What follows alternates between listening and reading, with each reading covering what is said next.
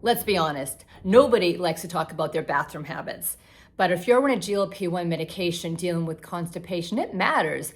Constipation is one of the most common complaints I hear from people on these medications, and it is no fun, but you should not have to suffer in silence. So let's talk about why constipation is happening. When you're on a GLP-1 medication, it just slows things down. This is why you get full more quickly, why your blood sugar isn't spiking up, but it's also slowing down what's going on in your digestive tract, hence constipation. I see a couple other things happening. Obviously, you're eating less, that's how you lose weight, but you have less food overall in your system. You may not be as thirsty, so you're not drinking as much liquid. Chances are you're eating less fiber and your meals are less consistent. So it's not just the medication that can be causing the constipation, it's the other habits associated with it. So two mistakes that I see when people are trying to deal with constipation is cramming in tons of fiber. You might be taking fiber supplement, eating all kinds of high fiber foods. This can actually make things worse. You can feel really bloated and be in a lot of discomfort. And another thing is just not eating enough. And I get it because you're not hungry, you're on one of these medications, but your body does need food to keep things moving through. Moving on to what we can do about constipation, my first tip is to stay hydrated. And this is an area a lot of people have trouble with. You may not feel thirsty. One of the side effects of the medication, it can take away your thirst. So the problem is if you're not hydrated enough, everything inside you gets really hard and dry. It just doesn't move. And then when you try and get more fiber to get it to move, it makes it even worse. You feel super bloated and uncomfortable. So you really want to make a point to stay hydrated. I recommend at least 6 to 8 cups of fluid a day. Water is best, but other liquids count as well. Most people need more than this, especially when the weather is warm. Some people find drinking warm water in the morning with lemon can kind of help get things moving. I also get asked about electrolytes. It's kind of like a hot thing now to add electrolytes to your water. They don't help per se with constipation, but they can help you stay hydrated. They might help you drink more. So if it works, go for it. Second tip would be is to move your body. Walking can be great. It can kind of help to push the food through you.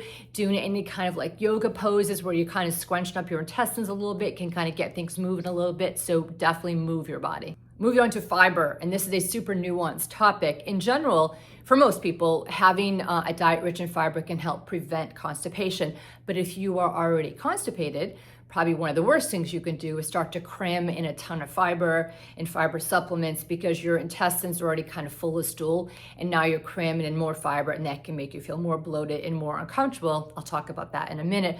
But for many people, having a diet rich in fiber can prevent constipation, and this would be things like vegetables, fruits, whole grains, legumes, nuts, seeds, and even kiwis and prunes, some people find very helpful. What I found is a lot of times when people go on the GLP-1 medications, their diet changes and they don't eat like they used to, and their diet tends to go down in fiber a lot. So you want to pay attention to that. But you really want to be careful and kind of increase fiber slowly because your body may not tolerate it as well. So just see how you feel and increase it slowly. Some people find fiber supplements to be helpful if you can't meet your needs from food. Psyllium could be a good one, as well as partially hydrolyzed guar gum. So those are something you can try. But again, go low and slow when it comes to fiber. My next tip is magnesium. Magnesium is a really important mineral that plays a role in hundreds of processes in the body. It can help draw water into the intestines, which can help you have a bowel movement.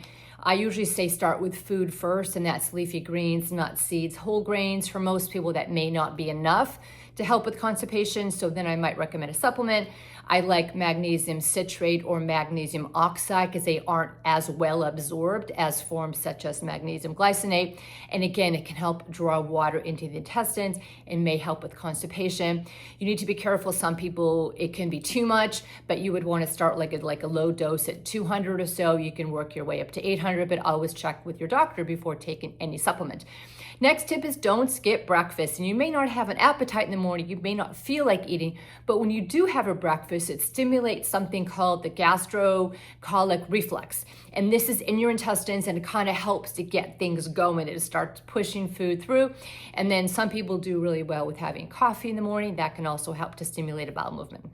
Finally, let's talk about laxatives. If your constipation is persistent or if the strategies we just talked about don't work, these may be an option for you. Of course, you always want to talk to your doctor first before taking any laxative. There are several different groups of them. The first one is called an osmotic laxative, and the magnesium supplements we talked about a minute ago could actually be called an osmotic laxative, I guess. And these pull water into the intestines and help you have a bowel movement. Another common one is called polyethylene glycol, also known as Miralax. And these are often first options for people who have constipation.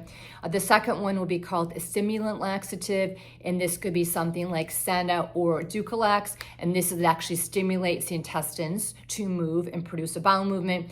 And then there are some prescription medications that your doctor could prescribe if you have chronic constipation.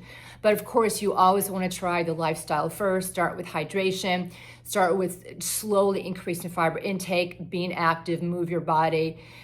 Maybe try a magnesium supplement, but laxatives are an option for many people, especially if you're really constipated. You just need to kind of clear things out rather than just kind of keep loading up on fiber. You might want to do the laxative option, then work on the lifestyle habits that we talked about. So I know there can be definitely some side effects associated with GLP-1 medications. If you need help, I'd love to work with you. Or if you just need help on an overall eating plan for any other medical conditions, please reach out. I would love to help you.